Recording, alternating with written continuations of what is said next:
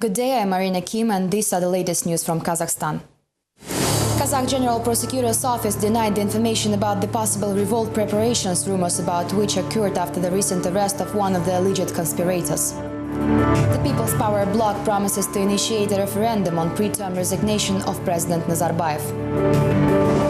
Kazakh Agriculture Minister claims the price for bread will remain the same, even if the price for grain will increase.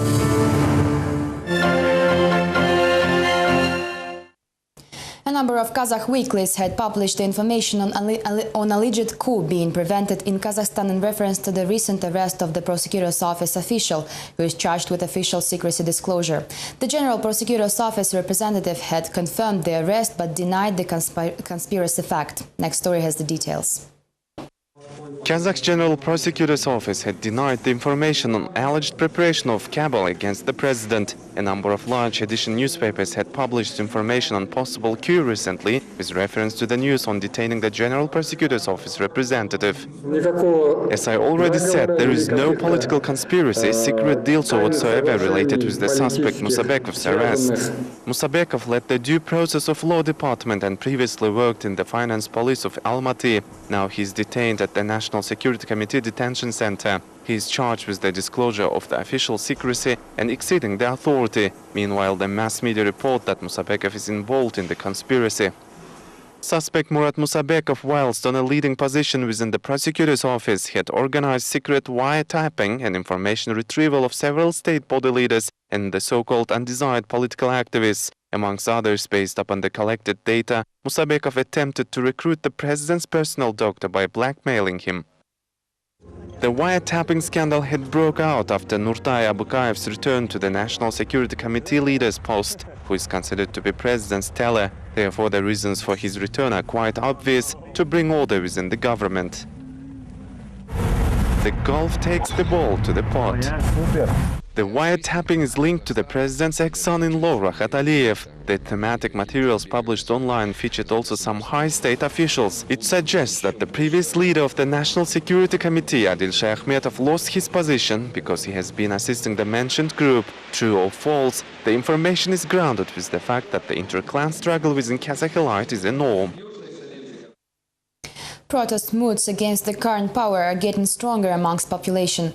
While the authorities are trying to cut short the turnover attempts, the civil society is attempting to make some urgent political solutions. The People's Power movement activists are sure that Kazakh people must vote for pre-term resignation of the President Nazarbayev during the referendum. Next report has details. Nursultan Nazarbayev has to resign from his position. This is the demand of the Narodovlastие bloc. The bloc includes the unregistered political party Alga and the Communist Party. The activists of the political union are intended to conduct a state referendum. We think that the President Nazarbayev is unable to be a leader of the nation, as the nation, so to say, was not formed as an institute. And another reason is that initiatives that are proposed by the authorities for some reason are directed at strengthening of the sole power of the President Nazarbayev. The opposition has started talking about the early resignation of the head of state in the end of May. Back then, the parliament has unanimously voted for the leader of the nation. Later in the summer, the supporters of Alga party have even conducted a scaled action entitled "Not My Leader." The power in our country is centralized, indivisible and irremovable. This is wrong, and it destroys the guarantees because it implies that the replacement of the authorities will take place only as a result of unconstitutional actions, because the constitution and the laws implies the irremovable rule.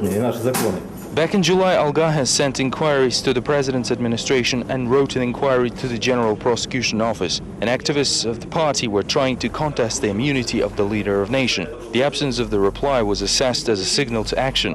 Narodovlastие plans to launch the state referendum procedure in September 25th. Exactly on that day, initiative group consisting of 40 people from 16 regions of Kazakhstan will arrive to Almaty to make the decision. Kazakhstan's Muslims Union requests Nazarbayev to demonstrate mercifulness and release the participants of 2006 Shanirak mass disorders in honor of the holy month of Ramadan. 4 years ago, the ex-mayor of Almaty, Imangalitas Magambetov, had ordered to demolish the illegally built houses in Shanirak, involving the police force consisting of more than 1,500 officers. Local residents had resisted the police. The scandalous Shanorak incident resulted in the death of a police officer Aset Baysenova, who was swilled with gasoline and set aflame. Then 25 suspects got on trial over the mass riots organization case, including a famous nationalist and public activist Aron Atabek. He was one of the founders of the movement aiming to support the residents who, so to say, raided off the lands in the outskirts of Almaty. 4 of convicts, including Atabek, were sentenced from 14 to 17 years of imprisonment. Later in 2009, the raided land lots were legitimized. Head of the Muslims Union of Kazakhstan believes that amnestying the convicts will only strengthen Nazarbayev's reputation within the country even more than Kazakhstan's chairmanship over OSCE. In the days of Ramadan, we believe the president could have amnestied these people, which is a tradition not only in Islamic countries. The late president of Turkmenistan, Turkmenbashi, for example, used to amnesty approximately 1,000 convicts every year in honor of the Night of Determination. Earlier, Aron Atabekov's spouse had claimed that the poet didn't need to be amnestied but immediately released. She demanded the authorities to officially apologize to Atabekov and other prisoners of conscience. Legitimization of the Shanorak land only means that the authorities admit their own mistakes. Thus, poet Aron Atabek and his fellows must be considered national heroes for standing up for the rights of thousands of Almaty residents for owning the land.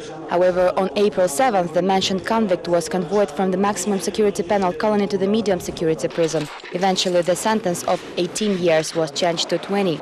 This means that authorities' attitude towards Shanorak activists is only worsening, says the lady. The city authorities didn't seem to learn the lessons of Shanorak events. Demolishing of houses in the Almaty's outskirts is underway. The Mirbekov's family residing in the Aygirim 2 settlement may be left in the street as the local officials claim the premise ownership documents are not valid and therefore it must be demolished. The landlord says she had to put her children on their knees in front of the Self-Governance Committee chairman and police. Children and herself were begging for them to leave at least the construction material until the situation will get clear off. All the documents confirming the ownership rights are valid, however, the local authorities do not seem to accept it, while they refrain from commenting the situation. Makish Mayerbekova suspects that the district administration deputy head is somehow involved in this, who under various reasons avoids investigating the situation but asks the large family to leave the housing. Zhanabay Kulbayev has got his own interests in this. He came swearing and telling me that I have only 1 hour to pack and go away from here. I said I won't go away, I have children, I bought this land and will stand up for it and will live here. Then he goes like it's not going to work and that I better leave for good. In the meantime, interest holders of the estate project in Almaty had moved in the incomplete building, which they have invested in 4 years ago. This way, interest holders are trying to attract city authorities' attention to their problems. The said company's interest holders are forced to launch tents on the 7th floor of the incomplete building they invested in. 10 investors started living in the building starting September 1st as they don't see other way to solve their problems. Interest holders have paid total $50 million for the project, which has ever since been suspended due to the supposed lack of funds and incorrect project estimation. I think that they collected money which was misused, and then, when the time to return arrived, no one wanted to do so, that's all. Setting up the tents on the 7th floor of the incomplete building is the sign of desperation, say the interest holders. They have been waiting for 4 years the construction of the building to be completed. Meanwhile, a major part of them is forced to live in their rented housing and continue paying the debts. Soullessness is the major problem of the Kazakhstan's capital city Astana, said the country's intelligentsia representatives during the Creativity Ticket public organization's first meeting. Next story has more. This may have best resumed the main topic of the Creativity Ticket public organization's first work session. Kazakh intelligentsia had discussed the image and the looks of Astana. During hot discussions, many agreed with one thing, that the Kazakh capital must have its soul aside the high-rises. There are so many new things, visual and beautiful forms, but they all lack spiritual component. Theater director Bulat Atabayev considers Astana a village, criticizing it severely. The object of his most severe critic is the Bayturek Tower. The Eiffel Tower in Paris is also a malformation just like this one. What is it? Symbol of Astana? I think it's not serious. Film director Yermek Tursunov, well known for his Kelin, who has been severely criticized for his alternative views on the past, now is not afraid of commenting the present. Well-traveled man still cannot get the essence of Kazakhstan's capital city. To my mind, trying hard to build Astana forcefully is nothing but an attempt to show off all our inferiority complexes, like trying to prove the world that we are not worse than others. The city, which is considered a product of President Nazarbayev's rule, will long suffer the so-called having a fence higher than the neighbor complex, says the film director. There is no point to talk about the historical development unless the authorities will get rid of such idea, added Tursunov.